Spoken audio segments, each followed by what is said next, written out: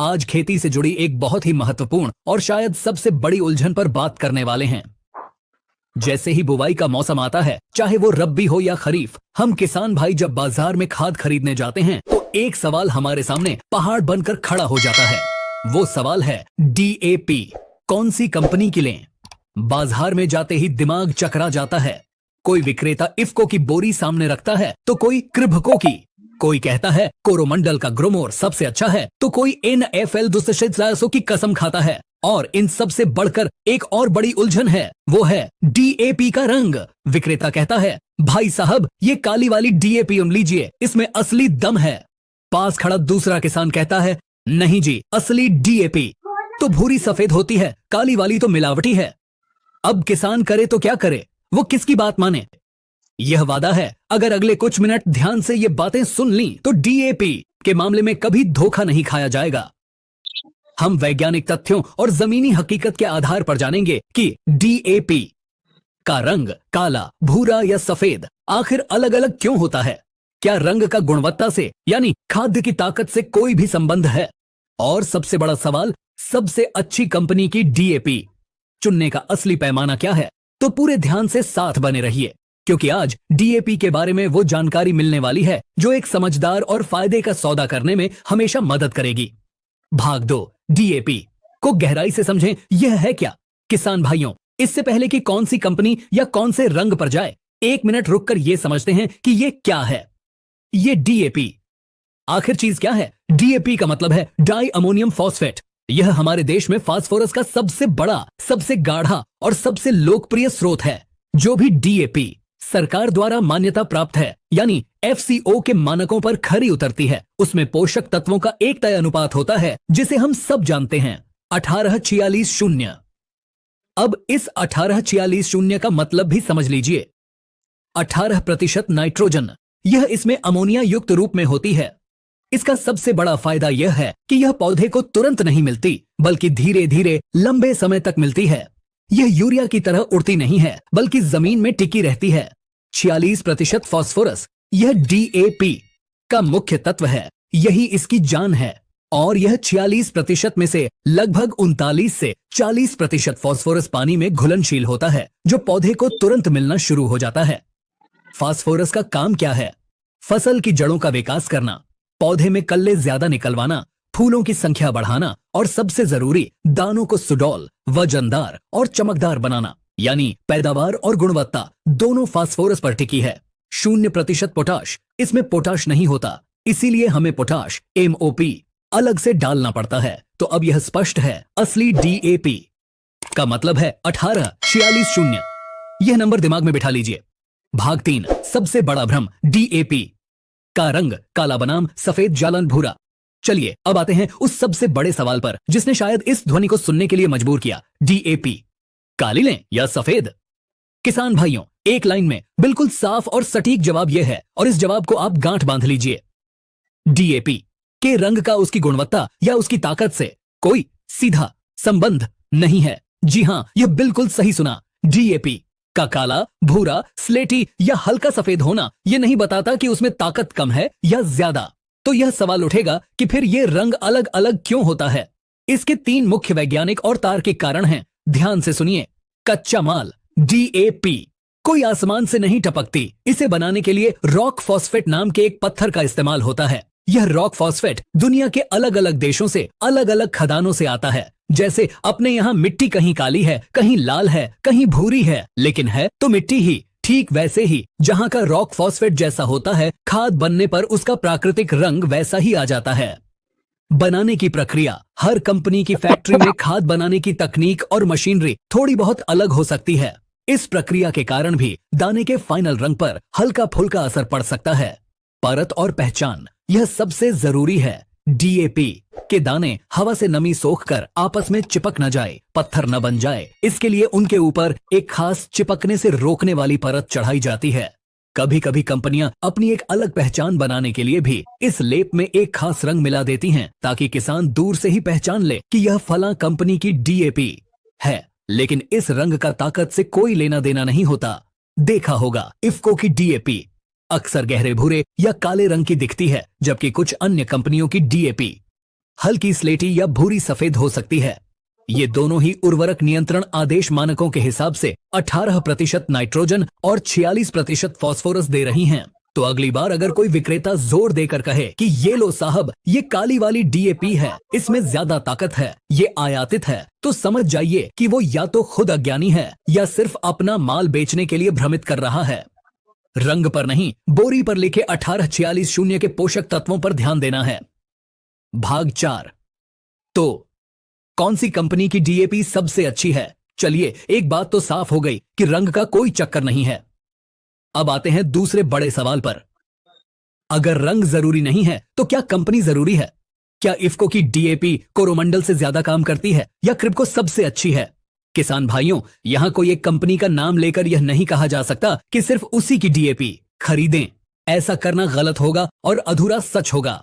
लेकिन वो तरीका, वो सोच जरूर बताई जाएगी जिससे खुद तय किया जा सकेगा कि अच्छी डीएपी कौन सी है। देखिए, भारत में खाद का जो भी व्यापार होता है वो भारत सरकार के एक कानून एफसीओ के तहत होता है।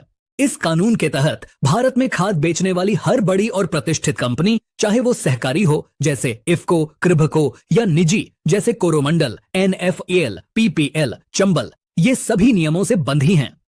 अगर कोई कंपनी अपनी बोरी पर डीएपी 18440 लिख रही है तो यह उसकी कानूनी बाध्यता है कि उसे उस बोरी में 18% नाइट्रोजन और 46% फास्फोरस देना ही होगा।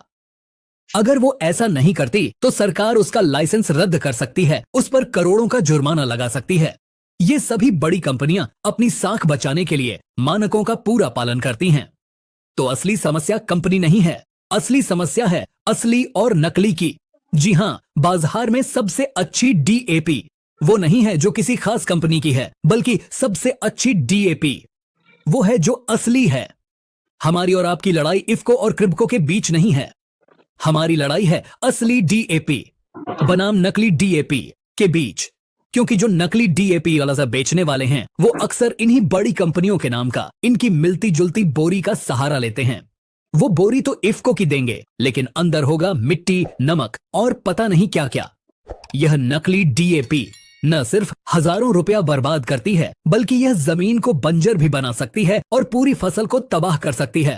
तो ध्यान कंपनी चुनने से ज्यादा यह पहचानने में होना चाहिए कि जो डीएपी घर आ रही है वो असली है या नकली।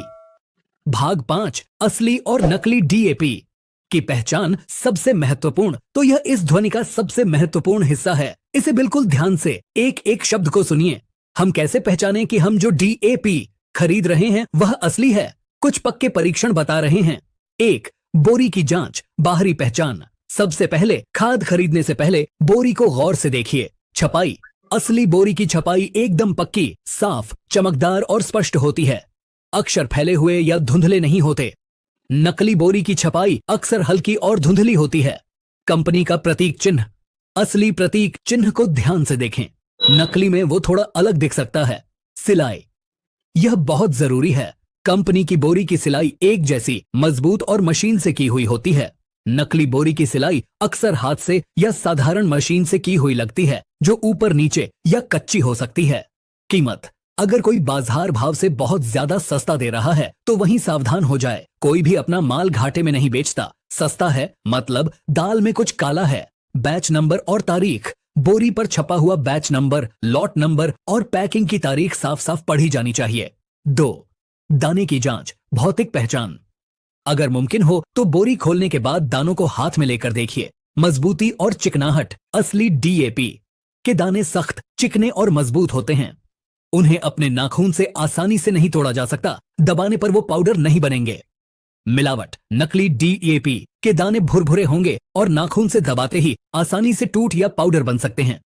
एक समानता, असली डीएपी के दाने लगभग एक ही आकार के होते हैं। नकली खेप में अक्सर छोटे बड़े दाने, धूल और पाउडर ज्यादा मिलेगा। 3.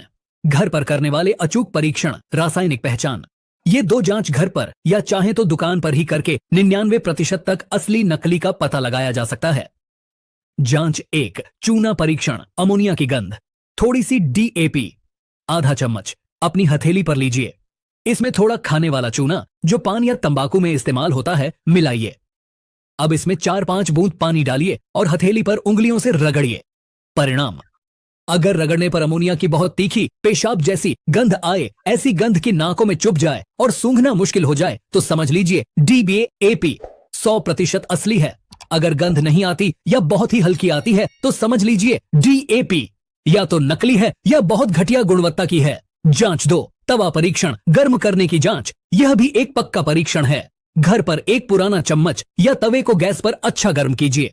जब तवा या चम्मच लाल होने लगे तो उस पर DAP के 10 से 15 दाने डालिए। परिणाम, अगर DAP असली है तो दाने तुरंत फूलने लगेंगे, पिघलने लगेंगे और कुछ ही सेकंड में जलकर पूरी तरह गायब हो जाएंगे। तवे पर पीछे कोई राख या कचरा नहीं बचेगा। अगर DAP नकली है तो दाने पिघलेंगे नहीं, फूलेंगे नहीं, वो या तो वैसे ही पड़े रहेंगे या चटक कर जल जाएंगे और पीछे काली राख, मिट्टी या कंकड़ जैसा अवशेष छोड़ जाएंगे। तो किसान भाइयों, आज की इस लंबी और विस्तृत चर्चा का सार क्या है? रंग पर मत जाइए। DAP काली हो, भूरी हो या सफेद, उसकी ताकत पर शक मत कीजिए। रंग नहीं, बोरी पर लिखे 18440 पर भरोसा करना है। कंपनी से ज्यादा असली पर ध्यान दें।